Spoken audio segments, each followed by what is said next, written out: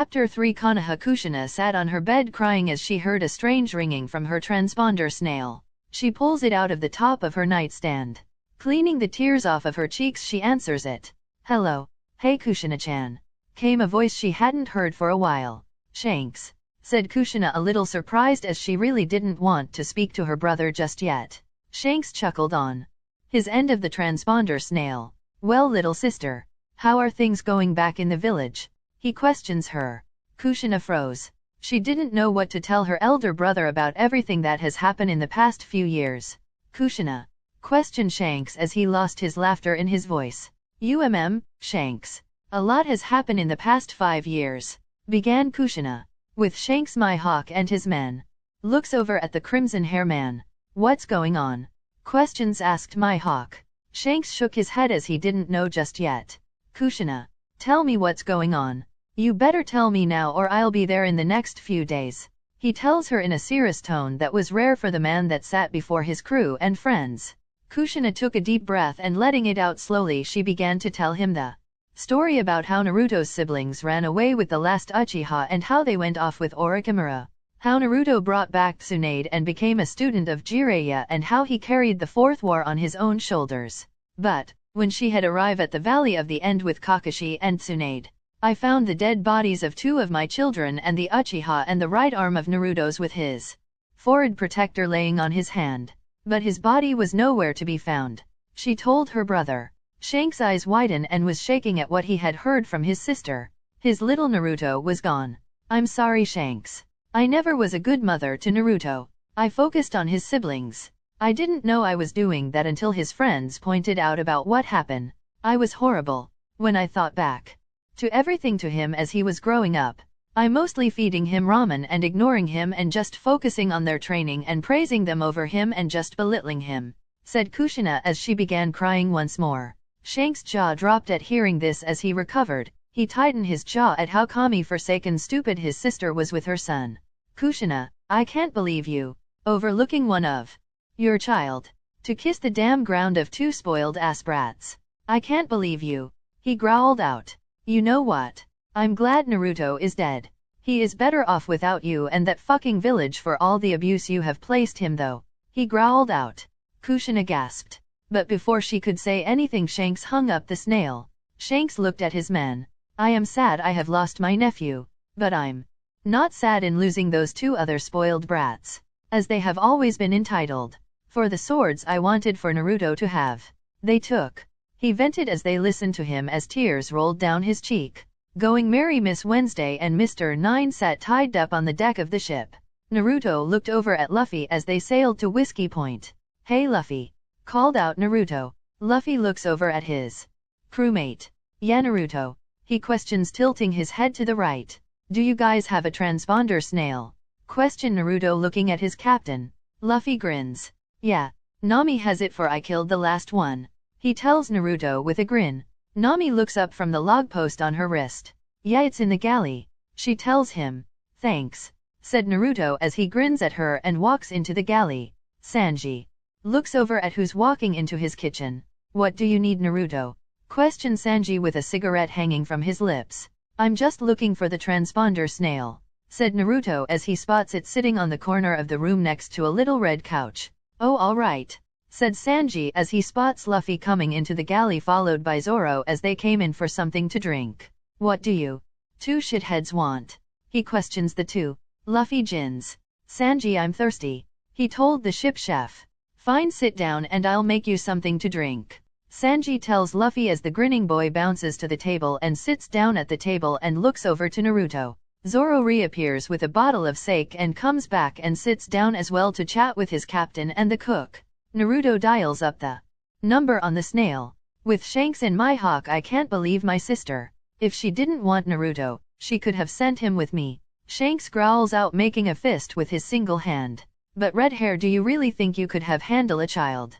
Questioned Mihawk looking at the man sitting next to him. Shanks let out a sigh. No, I almost got Luffy killed, and now with Naruto and the battles with the other 3 Yenkos, it wouldn't have gone well, he said with a sigh. That's right.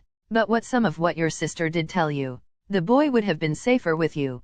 Also, you could have left him with that Luffy kid as well. said Mihawk, trying to make his friend smile. Yeah, I could have done that. He would have grown up safer with Garp around him, said Shanks with a grin on his face. Mihawk pales at this. So the brat is related that old goat? He questioned. Shanks nods his head when his snail began to ring. He lets out a sigh. Who's calling me now? He said, answering the call. Hello, Uncle Shanks? Questioned a young male voice. Shanks blinked several times. Who's this? He asked. The snail grins. It's me, Naruto. You have already forgotten about me? He questioned. Naruto? How? I was told you're dead, said a freaked out Shanks. Going merry, Luffy looks over at Naruto when he heard a name he knew very well. Hey, Naruto, are you really talking to red hair Shanks? He questioned the boy. Naruto looks up from his call with his uncle. Yeah, he's my uncle. He tells his captain. No, I'm not dead. I just faked my death after I lost my arm when my sister cut it off. He told Shanks. Who's the other person there with you, Naruto? And I'm glad you're not dead. I'm glad you left that damn village and got away from your mother. But she did say you studied with Jiraiya. If you sign the Toad contract you might want to void it, so the old fool doesn't summon you back. Shanks tells his nephew. Oh well, that is my Captain Monkey D. Luffy. And about Jiraiya. He was killed by one of his former students. So they have no way of reverse summoning me. Also the only summons that the Toads really talk to are the slugs and the monkeys. With Old Man Third dead and Tsunade wanting to kill Mom. Yeah, no one is going to make me return to that hellhole, said Naruto with a sad smile on his face. Hi Shanks, yelled Luffy from across the room. Shanks looks over at Mihawk and Ben. Well damn, small world. I understand that for your mom told me that Tsunade was pissed off at her. Hello Luffy, he said with a little shock written on his face. With Shanks, Usopp comes wandering up to see his captain looking shocked, as well as Ben and Mihawk. What's going on guys? He asked them. Ben looks over at Usopp. Captain's dead nephew isn't dead, and guess who he is sailing with now, he said with a chuckle. Usopp looked at the man before him very confused. Who's he now sailing with? He asked as he didn't know where this was going. Ben laughed. He somehow found Luffy and joined his crew, he said. Oh wow, that's nice to hear, said Usopp. They can hear Luffy yelling something and then Naruto say something. Shanks looks over at Usopp. Your son Usopp joined Luffy's crew as well, he said with a grin on his face. Usopp's jaw hung open. Well, you tell your nephew to have my son call me sometime and for him to tell me about him and his mom, he said with a proud smile on his face. My son is now a pirate, wonder if he is a sharpshooter like myself.